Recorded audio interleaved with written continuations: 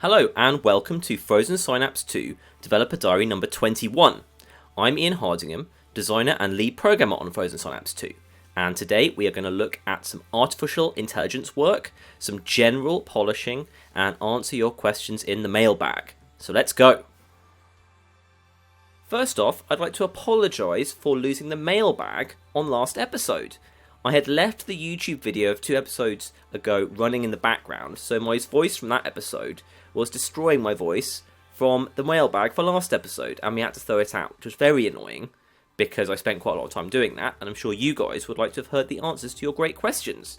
So we're going to try to not let that happen again.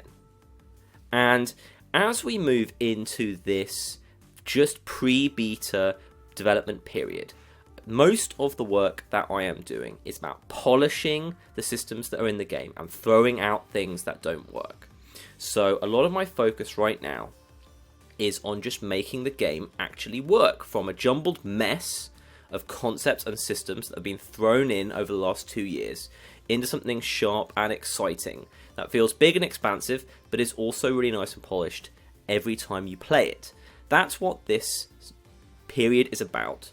And it means it'll be a different kind of developer updates, but hopefully you'll enjoy these as well. So let's get into the thing which needed most attention coming into last week, the artificial intelligence.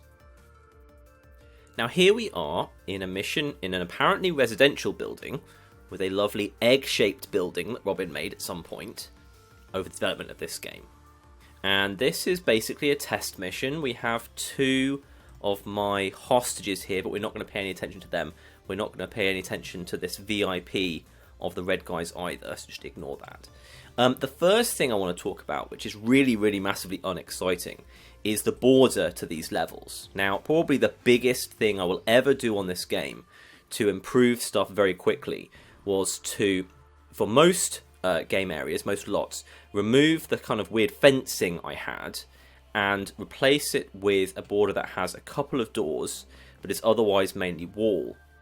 Now, we may improve how this actually looks, but in terms of gameplay, it is super important to only have a couple of well-defined entry points, and not a huge amount of cover all around that's really complicated for the player to try and work out, gives the attacking team too much of an advantage, and generally makes the level way too complicated. So, believe it or not, the most impactful thing I've done this year was just to put general walls around and not have those fences. So, a bit of a look at how the sausage is made there. Now, I don't know how much you guys remember of the FS1 AI. In all honesty, I don't think it was very good. It wasn't too bad at very close range. It knew how to use a shotgunner reasonably effectively.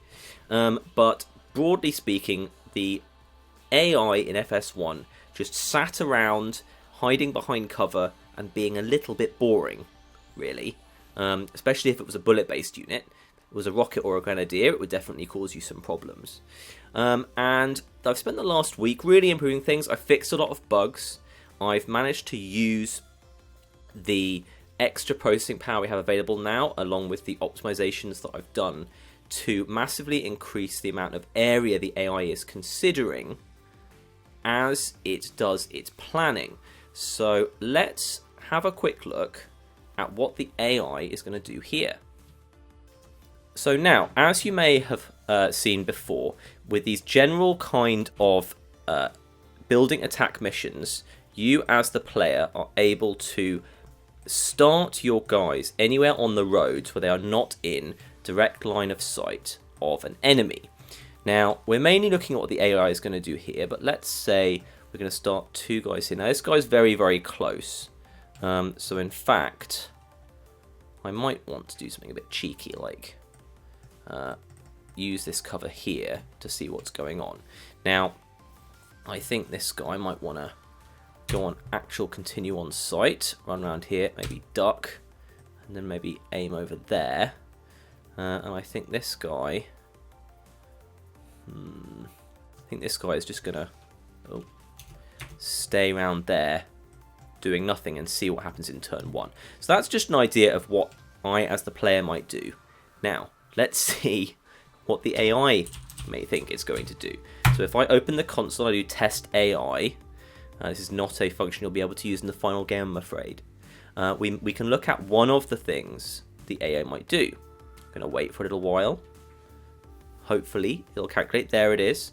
Now, there's a lot of information, but the first thing you'll want to see is what the AI has decided to do.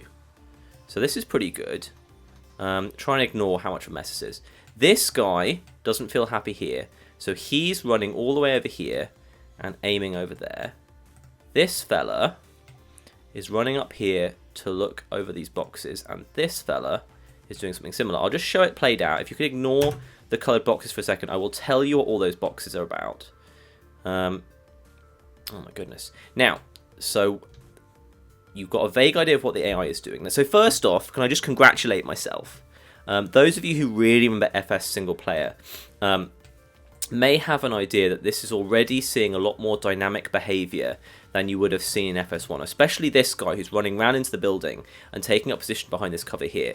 But even these guys running around to actually use this cover is actually pretty intelligent, and I'm extremely happy with this plan. The only thing that I might change is that these guys are going a bit close to each other. They're extremely close there.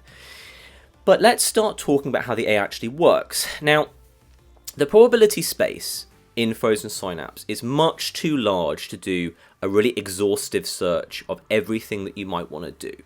So the real inspiration for getting an AI that works at all that I came up with very long time ago and was based on contract bridge artificial intelligence. The general idea being that in contract bridge, an algorithm spits out a bunch of different hands that everyone could have based on their behavior so far. And then for each of those specific hands, which is just a guess because you don't know what the cards actually are, it decides what the optimum thing would be, which is a relatively straightforward thing to do. And by analysing enough specific guesses, you get to a really good general AI, despite the fact that you're not able to analyse every single possible deck, and you don't know what other people have.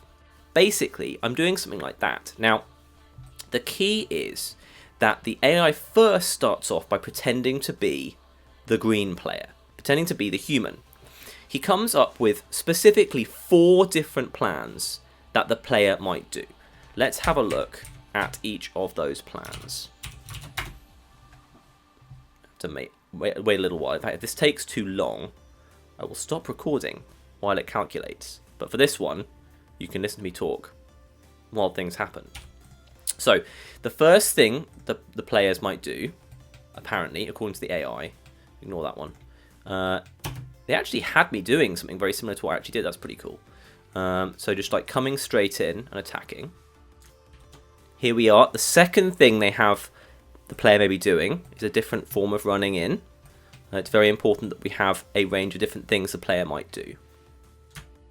And sorry, I said it was 4. It's actually 3 different things that the AI calculates on this level that the player might do. The third is always what happens if the player stays exactly where he is, looking somewhere intelligent. Now, I hope you're bearing with me. Once the AI has 3 sane things the player's team might do, he is able to start deciding what his situation is. And now, let's have a look at what these dots actually mean. Now, for this guy here, I have printed out one calculation of one part of a turn's level analysis. If you are not seeing a dot, then that's what we call a blue cell, a blue square, and that means that against the plan as was currently devised, as you're currently looking at of the players, you are safe there. Red means you are in danger, green means you can get a kill. So, again, unfortunately, I don't know exactly which one of the players' plans this was referring to, although given where the red areas is, I think this may just have been the guys standing still and doing nothing. And as you can see, if the guys stand still and aim in a reasonable direction, you don't want to be here or here, and you don't want to be here, because these guys are covering all of those. And if you walk into those areas, you're in trouble. And this guy's in trouble here because even though he's there first, this guy has got the cover to look at him through. So, again, I have no idea if this comes across well on video. We'll be moving forward fairly soon, shortly anyway. But this analysis, which is done not only for each one of the 3 player plans that you're looking at, but also every half second of the 5-second turn, allows the AI to work out what it can do. If this guy was a shotgunner, and I'm not going to show you this as a shotgunner, but if he was a shotgunner, he would know against all of the possible green plans that he could run over here, probably duck here, go over here, and then basically here have a great ability to kill several people here. So again, I'm not going to go into too much more detail, but it does a huge amount of calculation based off just those 3 original plans of what the green guys might do.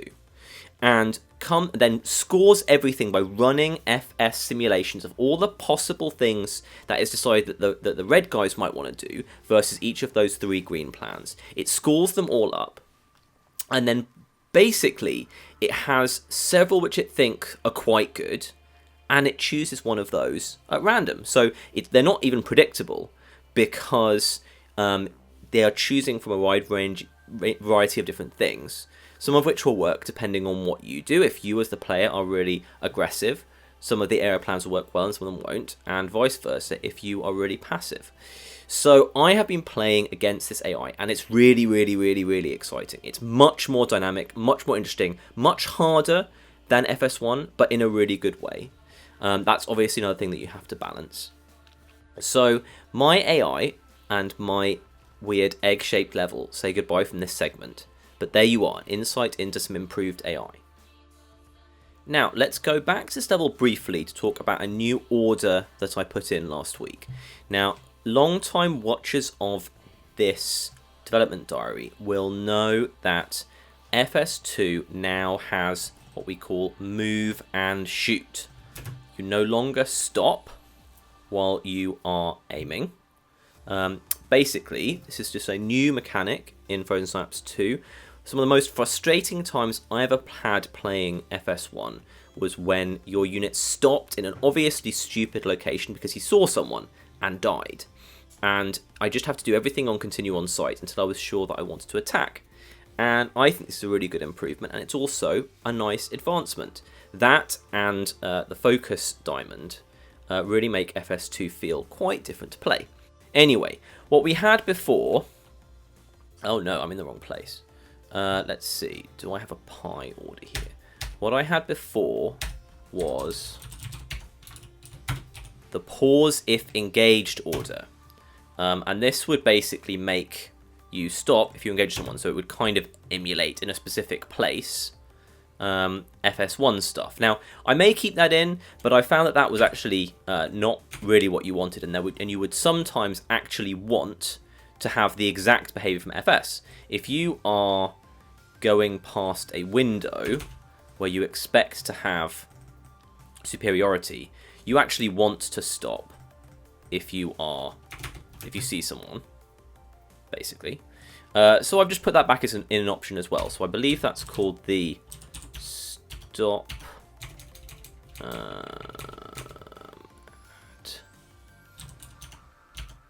I can't remember what it's called. That's embarrassing. Are you back with this in a proper level where I can actually use it? Okay, here we are in a level which will actually allow me to use the proper orders menu. And here is the engage and stop on sight order, which basically makes it like FS1's engagement rules. And sometimes that's what you want to do. And I eventually decided that having that as an option is absolutely fine. And I think you guys would like that. But let me know what you think anyway. Okay, so let's get to the mailbag. Let's start off with Sand Cannon, who says he doesn't like the classes, and the Uzi, pistol, knife, and assault rifle are too generic. That's absolutely right. This is just in development. These are all going to have more in-aesthetic names. When it comes to having interesting mechanics, they definitely do have interesting mechanics, and we'll be putting a ton of personality into the mercenaries that use these weapons, so rest assured. Okay, we had several people saying... Oh, it's happened again. We had several people saying that the building entry option that I showed you last week in terms of one of the various ways you could start the mission was a bit weird, and that's just been removed. I'm still working on the other ones. Generally, people liked the idea of having these different options. I think we're definitely going to keep sewer entry after insertion along with from the vehicle, and see how it goes in the beta. So thank you for your feedback on that. Also, several questions asking how light and dark work in the game. So this is something that I've put in recently. I'm just going to select this building. It says here, item here, interference generator. that is an item that will make a level dark. So broadly speaking, the mechanics of this are that some factions, not very many factions, have these interference generators at most of their buildings that will make a level dark. In single player FS, dark is cool, but you want most of the missions to be light. So it's interesting to have ShapeSec be the primary faction that always have dark missions when you go and attack them, basically. These items, which I'm also using to define whether or not you can stealth attack people, and a couple of other things. These are items that not only define what kind of missions you're likely to find with certain factions, but once you've captured those items, you can trade them with other factions, and obviously use them in your own building. That is all terrifically unpolished right now, but I think it's relatively cool. Question of the week comes from Admiral Jameson, who asks what happens if the Frozen Synapse vehicle gets hit by a rocket. Does it get destroyed, and do you have to pay for the damage? Pass so far. I don't know the answers to those questions, but that seems like a pretty cool thing to have. In general, again, we'll see what happens with vehicles and how much depth is put into that area. It's all going to depend on what happens in the beta and what kind of stuff I'm focusing on. Okay, so I have to go off and do some things, so I'm going to cut the mailbag short this week. My apologies for that, but at least it should be actually there. Thank you for watching. Please let me know all your feedback, as usual, especially if there's any negative stuff. I don't know if that AI conversation was at all understandable. But as always, you guys watching these videos and giving me feedback is incredibly useful, and please keep doing it. Those of you who have asked to be signed up for the beta, I think I accepted everyone who emailed me from these videos. I'm still hoping to start at the end of February. And there'll be an awful lot of stuff to test. I'm looking forward to getting some authentic feedback when you're actually playing it, so keep tuned for information on that. Thank you for listening and watching, and I will see you next week. Goodbye.